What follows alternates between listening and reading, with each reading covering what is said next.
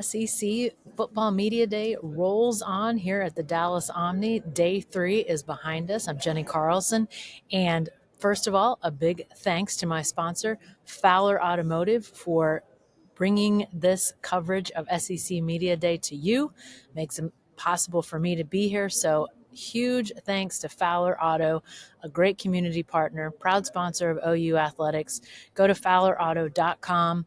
Check out all the different models that they have available.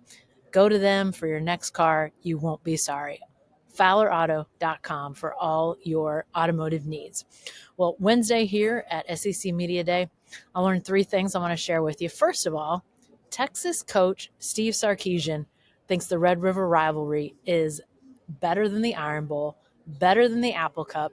Now, he's never coached in Texas A&M. He'll get a chance to do that this year as the Horns and Aggies return to the same conference. But Steve Sarkisian asked about the Red River Rivalry, whether it would be even better in the SEC now that the two storied, hated, heated rivals are in this conference, the conference of national champions, this run of great programs and great champions. Sarkisian basically said, listen, I've coached in a lot of great rivalry games, but Red River Rivalry, as far as the unique aspects of the locker rooms being right next to each other, the shared ramp to get onto the field, the divided stands. He even talked about how his first year at Texas, he kind of messed up. He got his team pinned deep into the Oklahoma section, lots of false starts. They couldn't get out of their own way. So it really is a 50% home game, 50% road game. So interesting comments by Steve Sarkisian, really giving it up to the Red River Rivalry. Second thing I learned is Kalen DeBoer is sweating a lot more in Alabama. Now, the new Crimson Tide head coach has never coached any further south than Carbondale, Illinois. He was the head coach, or he was at Southern Illinois. But other than that, he has never coached south of that. So coming from Washington, obviously, we knew he was somewhere far afield from the South, but now he is obviously deep in the heart of the South, coaching the Crimson Tide, takes on that challenge. And yes, he was talking about the temperature in Tuscaloosa, Alabama, when he talked about it being much hotter where he lives now than where he's coached before. But you could also say the temperature is pretty high for anybody who's the head coach of the Alabama Crimson Tide. And Kalen DeBoer not only takes the reins of that storied program that's won 6 national championships in a little over a decade and a half, a little under a decade and a half, but he also takes over for Nick Saban. And as Kalen DeBoer did his press conference today here in the main room, Nick Saban was on the set of the SEC network, which is set up in the back of the ballroom. He was on the set, which is a little elevated off the main floor, and he was turned around and just watching Kalen DeBoer.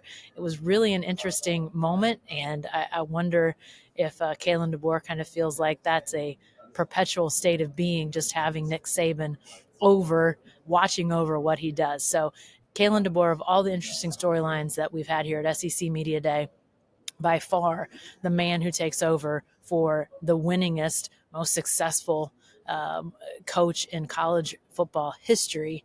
Just what Nick Saban did in his time at Alabama, unbelievable, and obviously huge spotlight on Kalen DeBoer.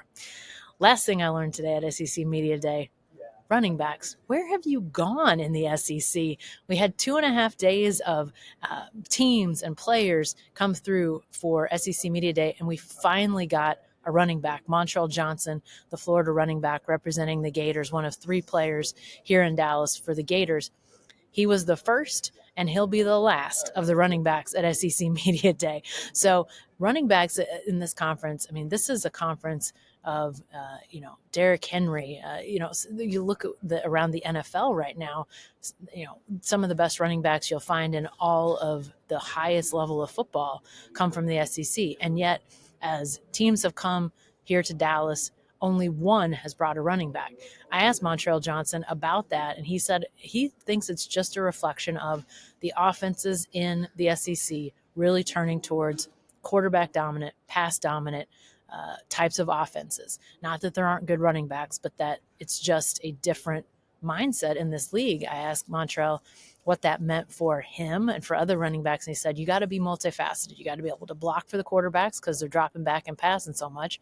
And then you got to be able to catch the ball. So a lot more being asked of running backs like him. But I thought it was interesting. He's the first and he's the last running back to come through SEC Media Day. All right, SEC Media Day wraps up tomorrow, Thursday. 4 final teams will come through.